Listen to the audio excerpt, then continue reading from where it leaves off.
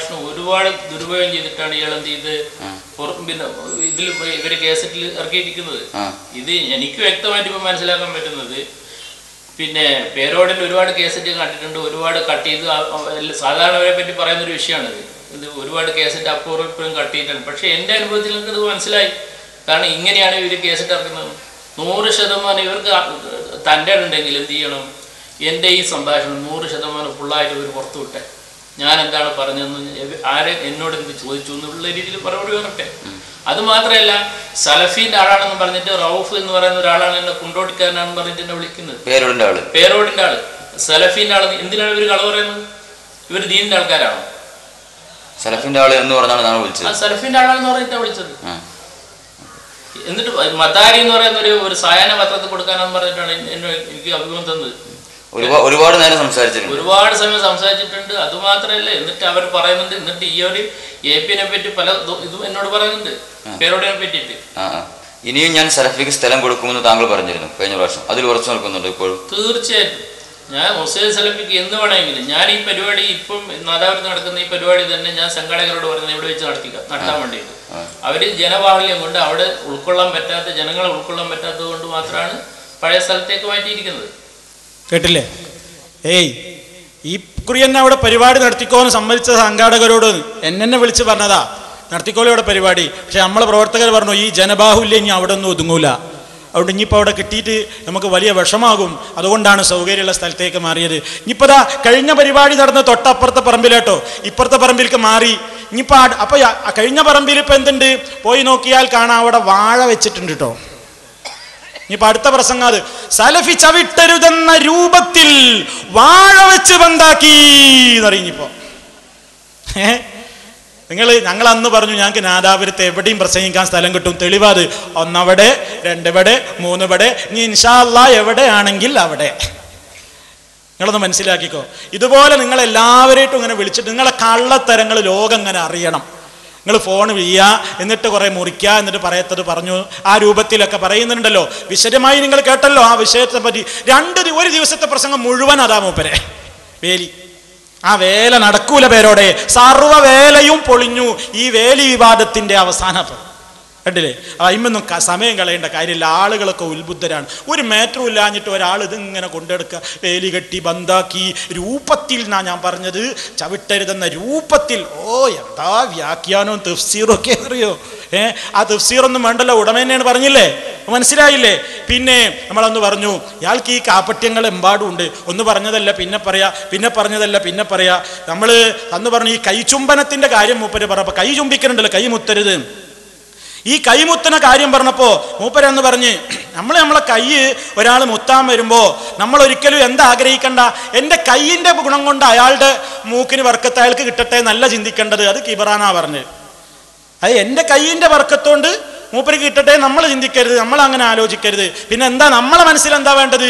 അയാളെ മൂക്കിൻ്റെ ഗുണം കൊണ്ട് എൻ്റെ കൈ ഒന്ന് രക്ഷപ്പെടുത്തേന്ന്. എന്താ രസം! പേരോട് ഇങ്ങനെ കൈ വെച്ചെടുക്കണം എന്തിനാണെന്നറിയോ? ഓരോരുത്തരും മുത്തുനോൻ്റെ ഒക്കെ മൂക്കിൻ്റെ ബർക്കത്ത് ഇങ്ങനെ കയറാൻ, മൂപ്പര കയ്യുമ്മൽ മൂക്കിൻ്റെ ബർക്കത്ത് കയറാനാ കൈ വെച്ചെടുക്കുന്നത്. അങ്ങനെയാണ് മൂപ്പര് കൈ വെച്ചെടുക്കുന്നത്. മാത്രല്ല മൂപ്പര് പിന്നെ പറയുന്നുണ്ട്, എന്ന് വെച്ച് ഒരാൾ മുത്താൻ വന്ന കൈ വലിക്കൊന്നും വേണ്ട, അതൊന്നും ഇസ്ലാമിലില്ല. എന്ന് വെച്ചാല് ഒരാളിപ്പോ അപ്പൊ എന്തിനാങ്ങൾ പിന്നെ ഈ കൈ വലിക്കുന്നത്? കൈ വലിക്കണ്ടാതെ ഇസ്ലാമിലില്ല. അങ്ങനെ കൈ വലിക്കൊന്നും വേണ്ട, അത് ഇസ്ലാമിലില്ല നിങ്ങൾ പറഞ്ഞില്ലേ? എന്നാൽ നിങ്ങൾ ഇസ്ലാമിലില്ലാത്ത പണി നിങ്ങളെ കൊണ്ടും ചെയ്യിപ്പിക്കുന്നുണ്ട്, കാന്തപുരത്തെ കൊണ്ടും ചെയ്യിപ്പിക്കുന്നുണ്ട്. അതാ ഇങ്ങനെയൊക്കെ ഒരു മൂക്കിന്റെ ഗുണം എന്ത് നിങ്ങൾക്ക് കിട്ടിക്കൂടെ? ഒരാളത് നിങ്ങൾക്ക് മൂക്കിന്റെ ഗുണം തരാൻ വേണ്ടി വന്നില്ലേ? അപ്പൊ എന്തിനാ ഉസ്താദ് ആ ഗുണം നിഷേധിച്ചത്? കാണിച്ചു കൊടുക്കും മോനെ.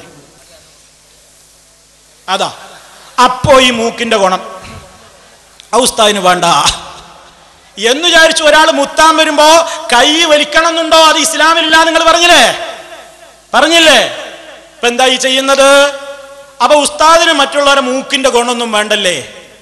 അപ്പൊ അവിടെ മൂക്കെന്ത് അവന്ന് ചങ്ങായിക്ക് ജലദോഷ? മൂക്കിന്റെ ഗുണം നല്ല ഗുണം കയറിട്ട മൂക്കിന്റെ ഗുണേ ജലദോഷവും കൂടി ഉണ്ടെങ്കിൽ വിശേഷമായി. അന്ന് മുത്തിന്റെ വശങ്ങളൊന്നും ഇങ്ങനെ കാണിക്കുകയും ചെയ്താൽ മതി.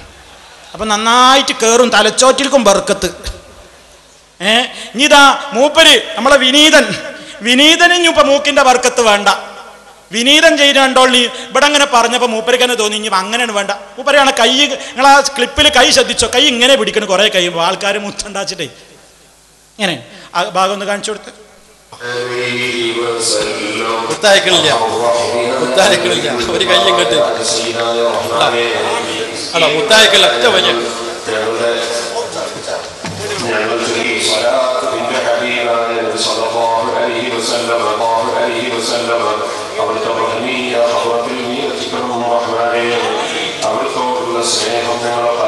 ഒരു മിനിറ്റ് ഒന്ന് നിൽക്കട്ടെ, ഒരു മിനിറ്റ്, ഒരു സെക്കൻഡ്. അവിടെ നിങ്ങൾ വേറൊരു രംഗം കണ്ടോ? അവിടെ നിങ്ങൾ ഇത് പണ്ട് കാണിച്ച ക്ലിപ്പല്ല കേട്ടോ, വേറെ മൂപ്പരിനോട് എല്ലാ വരവിനും കാണിക്കാൻ പറഞ്ഞതുകൊണ്ടാണ് ഞാൻ കാണിക്കുന്നത്. പുതിയതൊന്നും വേണമല്ലോ. ആ ക്ലിപ്പല്ല ഇത്, പോക്കറ്റിൽ കിടാൻ പറഞ്ഞ ആ ക്ലിപ്പല്ല. മൂപ്പർ ഇവിടെ പോക്കറ്റിൽ കിട്ടപ്പോൾ മൂപ്പർ ഇവിടെ വന്ന് പറഞ്ഞിരുന്നു അത് ഞാൻ സിറാജുലുദയിൽക്കുള്ളത് അതുകൊണ്ടാണ് പോക്കറ്റിൽ ഇടുന്നത്. പക്ഷെ മൂല്യന്മാർക്ക് വിശ്വാസം വേണ്ടേ? ഒരു മൂല്യര് മൂപ്പരെ പോക്കറ്റിലേക്ക് വല്ലതും വീണുണ്ടോന്ന് ഇങ്ങനെ നോക്കി നിൽക്കുന്നുണ്ട് കേട്ടോ. കണ്ടോളുണ്ട്, പറഞ്ഞുതരാം. അതാ നോക്കണം, പോക്കറ്റിലേക്ക് വല്ലതും വരുന്നുണ്ടോ നോക്കിയാ ഇട്ടു വേണ്ട അപ്പെടുക്കും മൂല്യര്. വിശ്വാസല്ലേ? നോക്കിക്കോളീൻ, കണ്ടോ, ശ്രദ്ധിച്ചോളി. അത് പോക്കറ്റ് അടിച്ചു. എന്തിവിടെ വന്ന് പ്രസംഗിച്ചിട്ട് എന്താ എന്റെ പോക്കറ്റിൽ ഇടുന്നത്? അത് മുങ്ങളിവിടെ ഒന്നും പറഞ്ഞ് നിങ്ങളെ ആൾക്ക് വരെ വിശ്വാസമില്ല. വീണ അപ്പം പോക്കറ്റ് അടിച്ചു മൂപ്പര്. വിശ്വാസം വേണ്ടേ? സ്ഥിരം കാണിച്ചോളട്ടോ, സ്ഥിരം കാണിച്ചോളൂ. എന്നോട് പറയുന്നുണ്ട് സലഫി ഇത് കാണിക്കൽ തുടങ്ങിയതിന്റെ ശേഷം 2 ലക്ഷം ഉള്ളത് 3 ലക്ഷം അയക്കണ്, ഒരു 10 ലക്ഷം ആയിക്കോട്ടെ, കൂടട്ടെ, നിങ്ങളെ വരുമാനം കൂടട്ടെ, നിങ്ങളുടെ വരുമാനം ധാരാളമായി കൂടട്ടെ കേട്ടോ. ഇത് നിങ്ങളൊന്ന് മനസ്സിലാക്കണം. ഇത് ഓരോ കാര്യത്തെ സംബന്ധിച്ചിട്ടും ഈ കാര്യം തന്നെ നിങ്ങൾ തന്നെ നിങ്ങളുടെ ആളുകൾ തന്നെ ക്ലിപ്പാക്കി തയ്യാറാക്കിയിട്ടുണ്ട്. അപ്പോൾ ഇപ്പം കണ്ടു കഴിഞ്ഞല്ലോ. നീ കാണിക്കാത്ത പരാതിയൊന്നും വേണ്ട. എന്താണ് നിങ്ങൾ അതിൻ്റെ കാര്യം, എന്തേ സംഭവിച്ചത് എന്നൊക്കെ എൻ്റെ വിശദീകരണം അല്ലാതെ നിങ്ങൾക്ക് മനസ്സിലായി. എന്തൊക്കെയാണ് എന്നോട് പറഞ്ഞ് ഞാനിത് പോക്കറ്റിൽ കിടന്നത് എനിക്കൊന്നുമല്ല, മറ്റാൾക്ക് കൂടി തോന്നേണ്ടപ്പോൾ അത് അങ്ങനെ പറഞ്ഞിട്ട് കാര്യമുണ്ടോ? എന്താണ് ആ നോക്കി നിൽക്കലും, വീണ ഉടനെ ആ പോക്കറ്റ് അടിക്കലും, എത്ര വിദഗ്ധമായിട്ടാ പോക്കറ്റ് അടിക്കുന്നത്? ആ രംഗം ഒന്നും കൂടെ അങ്ങനെ കാണിച്ചാൽ അതൊന്നും നല്ലതാണ് കാണുന്നത്. ആൾക്കാർക്ക് ആവേശമുള്ളത് കൊണ്ടൊന്നും കണ്ടോട്ടെ.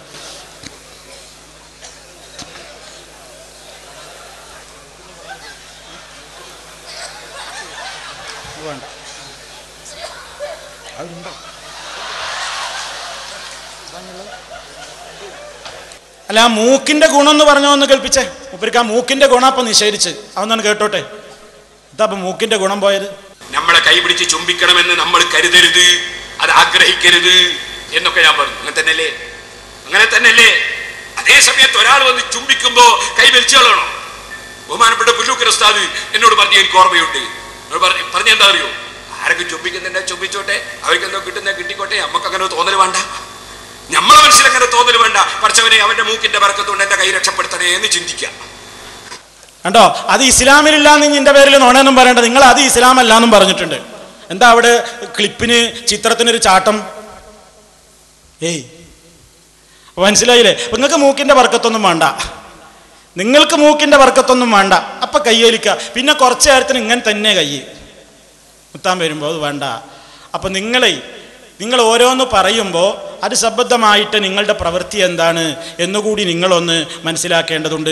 ഇനി നിങ്ങളെ കേൾപ്പിക്കാൻ പോകുന്നത് പേരോട് ഇവിടെ വന്നിട്ട് കഴിഞ്ഞ പ്രാവശ്യം പറഞ്ഞു ഞങ്ങളൊക്കെ ഒറ്റക്കെട്ടാണ്, ഞങ്ങളെ തമ്മിലടിപ്പിക്കണ്ട, ഞങ്ങൾ ഒറ്റക്കെട്ടാണ് എന്ന് പറഞ്ഞ് ആ വാചകം മൂപ്പര് പറഞ്ഞത് ഞാൻ ആദ്യം ഒന്ന് കേൾപ്പിച്ചിട്ട് പിന്നെ അദ്ദേഹത്തിൻ്റെ അത് സംബന്ധമായിട്ടുള്ള അവകാശവാദം പിന്നെയും വേറെ ചില കാര്യങ്ങളും പറഞ്ഞത് നിങ്ങളൊന്ന് ഓരോന്നങ്ങ് കേൾക്കുക.